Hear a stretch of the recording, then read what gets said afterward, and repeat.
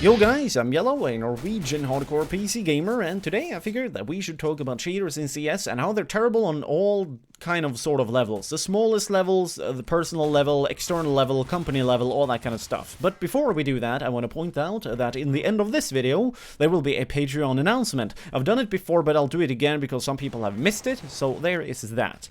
Now, cheating in games is really annoying and really terrible, and in a theoretical perfect world, nobody would ever cheat. However, people will still hit crazy shots, and people would still feel envious towards getting to a position in which other people are, in which they don't deserve to get towards, you know? It's like capitalism. You have to be able to get to a point by putting in hard work and be able to exploit whatever is going on versus not doing so, which, while it is unfair to some people, and in some avenues it's legitimately gonna be unfair, that is just how it is, you know? It's competitive, and that is a cruel nature of the world. It's essentially survival of the fittest. If you don't partake in that, you're probably not doing something that people will approve of. And such is the case with a lot of cheaters. Now, the total damage that they are then thus inflicting upon any kind of game that they're playing, it can be pretty severe, but let's start from the top, alright? Keep in mind that I don't, and we don't, most people don't have any numbers towards how much Valve, for example, is spending on developing new anti-cheating systems, or tweaking them for that matter, and aside from that, also how they are making it so that the game will be less likely to get hacked against, rather. You know, for example, people injecting stuff that makes it easier for them to execute cheats. That could be trigger bot, it could be aimbot, it could be some kind of system that probably will allow you to spam the gun for you better, so that you don't need to focus on that at all, aside from other more subtle things, like getting information when you're not supposed to be able to get it, and so on and so on. All of this kind of stuff have to be countered in some kind of way to be able to allow the game to stay fresh and to stay proper, so that it will keep its integrity, and also so that it works as a fucking game. You know, imagine playing fucking...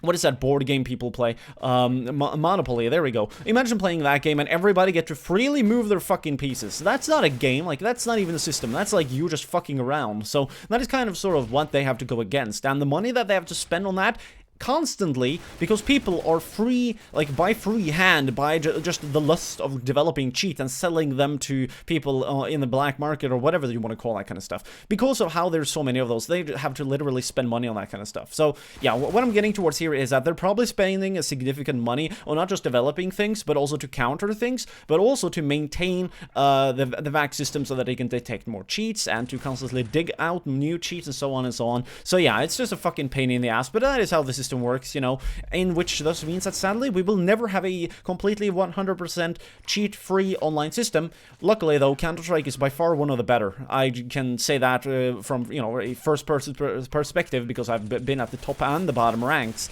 So anyways, let's move on then to a more lower-level damage thing in McBob that these people tend to do, in which would be that they're wasting their own time because they're not playing the game properly. If you want to play Counter-Strike at a higher level, you need to have good communication, you need to practice your mental game towards how you're supposed to play the game, your mental state at any times, communicating with your teammates, playing with your teammates, taking favorable angles, position, play your weapon properly. The list goes on for fucking ever, in which it took me a crazy amount of time to be able to even get to that point. I was a fucking potato just like anybody else back in 2013, late 2013, when I got into CS, you know. Don't get that wrong, everybody have been shit at the game, and nobody will be able to get perfect as time keep on going. But the point I'm getting to here, which should be rather obvious, is that they're wasting their own time, and alike with that, they're then also wasting all of their teammates' time, because they cannot reap the organic benefit of the player playing the game as he's supposed to do, which is very annoying. And why are you doing that? Just like with how Valve is not fixing the smoke, why are you not fixing the smoke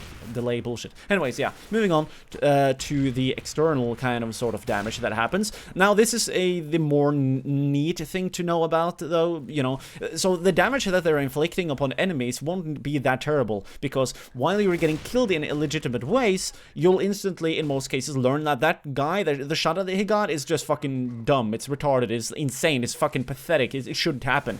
Or, aside from that, you can be all like, oh my god, he's cheating, and then you drag your mentality down. Which path you decide to take, that's on you. However, when he get banned, if he is a cheater, you will get your rank reverted. So if a cheater made you rank up, it will get reverted. If a cheater made you rank down, it will get reverted. So just keep on playing the the game, stay mentally strong, and you will probably be better off anyways, because if he ever make a move, if the cheater ever make a move that will make him get caught by Overwatch, that is the end for him. So people focusing overly on people cheating or not, that is actually damaging towards whether or not you're going to be able to get the cheater caught to begin with. Keep that in mind. It's actually kind of important in the long run. From the here on out, there's not too much more to mention on this subject, other than that cheating is terrible, and technically, I think 9 years ago, I cheated on a cracked version on PC of Call of Duty 4. I quickly learned all of these things and how it's just mean to cheat against people. You're wasting your own time or everybody else's time, and aside from that, if you're cheating, you're not even playing the fucking game, so why do you even care? That's like downloading, I don't know, downloading RAM and then you pretend you have a good PC when you don't. It's like pretending that you have a good car when you don't. How about actually having that car and being able to show it off every single time that anybody asks you about that car, right? If that makes any sense, hopefully you people understand. Anyways, yeah, thanks for watching. Here are two related videos. To the left, we got the demo replay flaws, and to the right, we got the MLG Major for 2016 and how we need to take the face newcomers into the heat. Now, for the Patreon update, so if you are a Patreon, you already do get access to the Discord server, which is free to get access towards, by the way, and you can talk to me there in the flesh. Awesome stuff. Somebody have already been talking to me on there, by the way. You need to be logged in, though, obviously. And aside from that, if you want to partake, you can just, you know, sign up for that Patreon stuff. Make sure that your assignment is verified, and from there on out, there's not too much more for you to do other than to wait until the next month tick in, and voila, you can talk to me, and it will all be nice. All the other rewards do apply as well. Anyways, thanks for watching, thanks for the support, have a nice day, and don't get beastified when you play, people.